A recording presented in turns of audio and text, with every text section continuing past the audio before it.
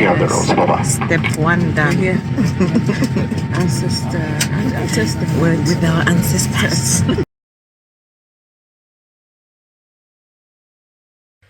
It's 4:20 on the 26th of May, 2025. Very early. We're supposed to be at the airport, and we're still at home.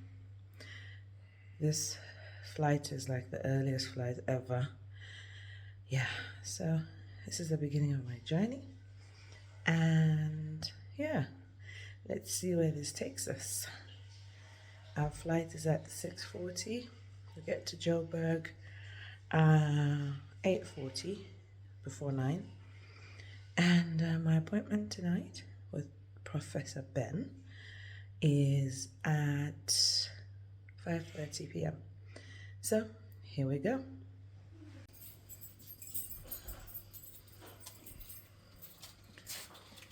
Brother over there. Dark, going to the airport. Huh? With my nephew in front and my brother in the front driving, and my sister over there. Wow. You're probably wondering, who is this chick on your screens right now? Let me introduce myself officially. I am Nyembezi, a 47-year-old girl next door, but everybody calls me Nems. Why am I making this trip? You see, I am about to embark on the biggest journey of my life, a journey of hope and healing. Hey, my family. So, how did I first find out about my positive breast cancer diagnosis? About 2 weeks after my dear friend shared her diagnosis, I decided to be brave and check myself. To my surprise, I found a lump along the bra line of my right breast. Like many of us do, I ignored it and kept it to myself. Imagine. But get on the plane.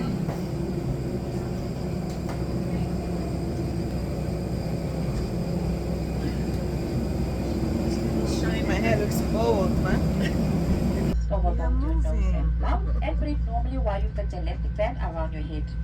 Note that even when the oxygen is flowing freely, the band. Here we go. We're gonna beat this.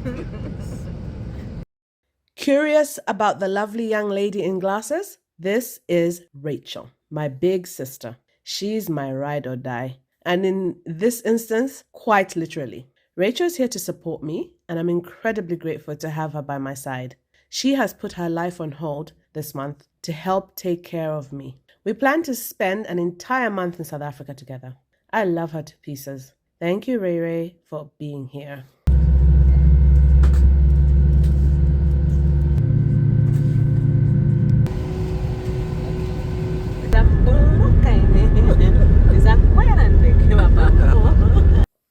Now, here's the technical part.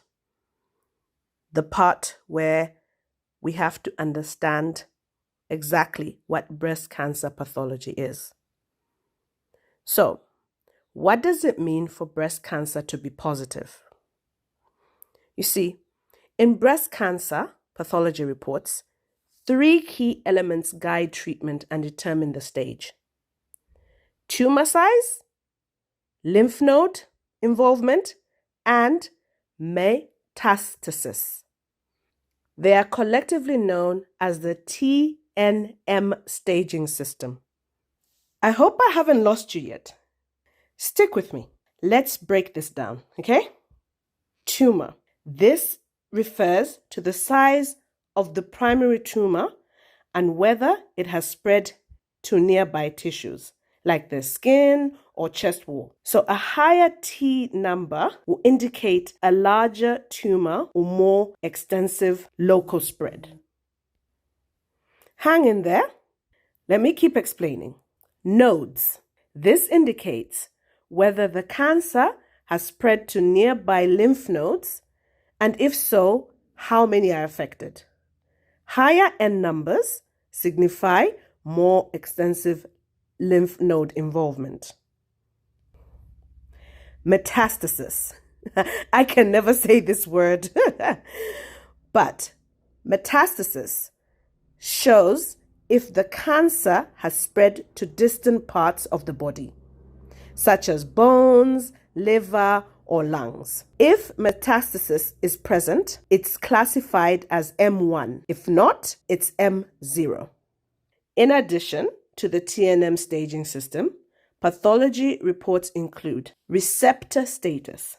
So these tests that they do, they determine the presence of estrogen receptors, progesterone receptors, and HER2, HER2 protein on cancer cells. This information is crucial for treatment options, as targeted therapies may be effective against cancers expressing these receptors. Then there is tumor grade. This describes how abnormal the cancer cells appear under a microscope, indicating how quickly the cancer might grow and spread. By combining the TNM staging system with receptor status and tumor grade, doctors can access the cancer's extent and determine the most appropriate treatment plan. I hope I didn't lose you, and I hope that you understand at least a little bit of how cancer is known to be positive. How are you feeling? Mixed feelings, really. Mixed, eh? Yeah. It's scary. Feeling a little bit excited and scared. Okay. Excited in the sense that I think I'm tired now. Just take the thing out. But scared and saying I don't know what to expect. And the pain level. Yeah. But yeah, no. Yeah. So we're now going to the hotel and we're ready to get the day started. What do you say? Yeah, Uber booked off to the hotel. Have a little nap, rest a little bit, And then and start the journey. South Africa. Joburg. Joburg. Or Tambo. Yeah, I almost said Dembo. When did I first tell someone? A few weeks later, my older sister was preparing for surgery. During a three-way call with both my older and younger sisters, my older sister mentioned her will and how I would be involved in handling things. That conversation struck a chord and made the possibility of cancer feel all too real. So after the call, I reached out to my younger sister privately about the lump I had discovered. Of course, she freaked out and insisted I get checked immediately. So what did I do to get started? At the time, I was in the US visiting. Together, my sister and I searched online for a nearby breast center with good ratings. That's when we found Eve's Breast Center in Dallas, Texas. I called them and they advised me to see a general practitioner. They recommended TLC Family Health, where I met Dr. Leslie Braswell. We hit it off right away. She examined my breasts, confirmed the lump, and referred me back to Dr. Sarah Khan, a radiologist at Eve's Breast Center, for both a mammogram and a 3D ultrasound.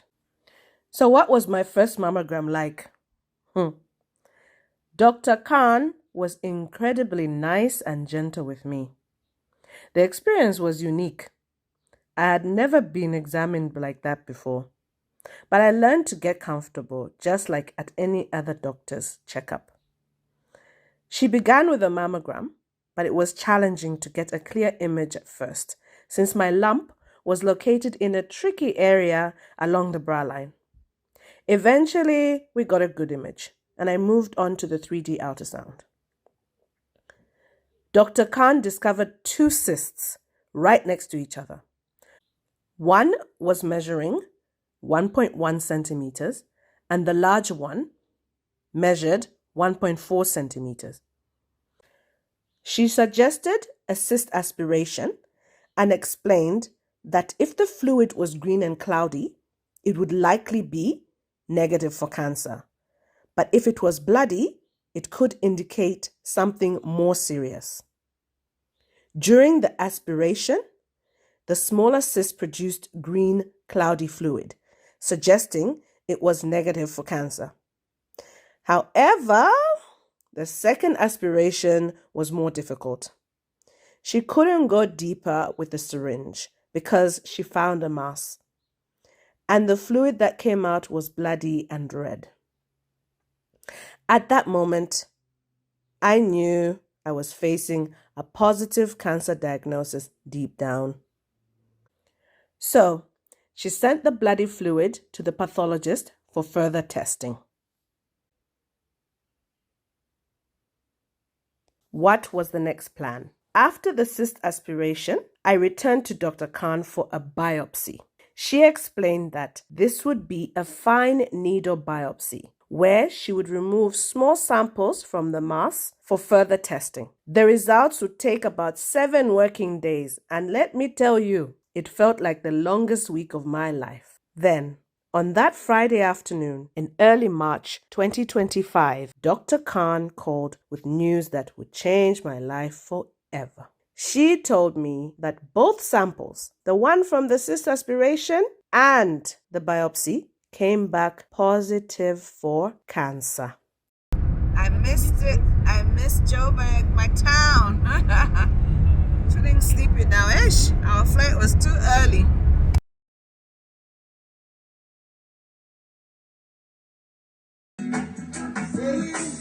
This is my message for you. Don't worry about a thing, 'cause every little thing is gonna be alright. Love you, Nims.